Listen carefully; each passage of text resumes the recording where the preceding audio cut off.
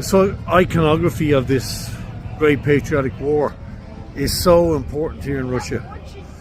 This is like Red Square. It's middle of November. A huge exhibit dedicated to the men and women that defended Moscow.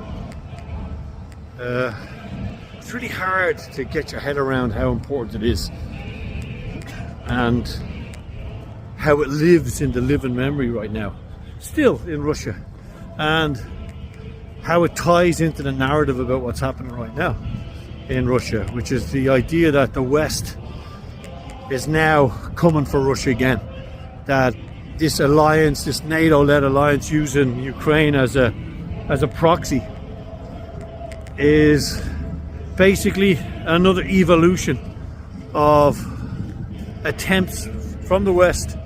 They've happened before. Napoleon, the devastating retreat from Moscow, hundreds and hundreds of thousands of dead Frenchmen. And now, of course, Hitler.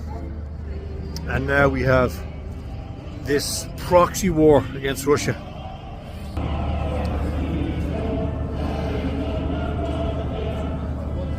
And the song that's playing there is Sacred War. And you know, there's scarcely a family, of course, in Russia or in the Soviet Union. 15 republics made up the Soviet Union, remember, this continental landmass. There's scarcely a family that didn't lose somebody, hasn't got somebody to remember, and doesn't remember that sacrifice, this idea that it was the motherland. It wasn't about communism, it wasn't about Stalin, it was about this sacred war for the motherland. And I think the Russians uniquely connect to that.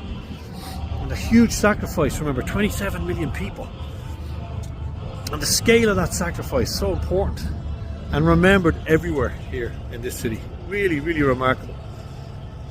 And I think, of course, again, in the West, Western think tank fantasists, they just don't get it. They don't get how important the land itself is here to the Russian people. Whether it's Imperial Russia, Communist Russia, post-Communist Russia, there's just something in these people that is non-negotiable. The idea that you would come onto Russian land and try to make them submit. It's almost a pseudo-religious idea that nobody will take what's ours. It's remarkable, you know, you can sense it.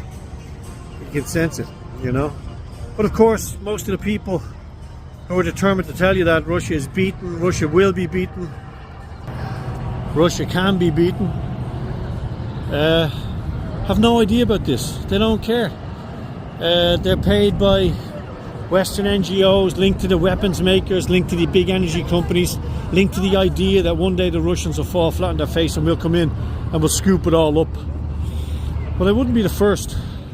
They won't be the last. And the latest batch of reality has been dished out. The medicine has been given in Ukraine. And sadly, it's a Slavic country that's basically enthusiastically sold itself out to Western interests. And they're losing terribly. They've lost hundreds and hundreds of thousands of people. Their country's destroyed. Economically, they've sold everything they have to Western interests. People like Zelensky and his cabal, linked into the Bidens and all these corrupt entities, BlackRock, the big medicine companies, the big pharma companies operating in Ukraine. They're all in on the deal. But the Russians didn't get the memo. Again. And there's an inevitability about what's going to happen in Ukraine. An absolute inevitability. And when you stand here on Red Square and you see the people here calmly browsing through their own history, you really get a sense of it. That they own this place. And it's not really about who's in charge, who the government is. It's much deeper than that. It means something else to the Russians. It's hard to put your finger on it. But it's a very, very much a living history here in Moscow and across this vast country, you know. Yeah.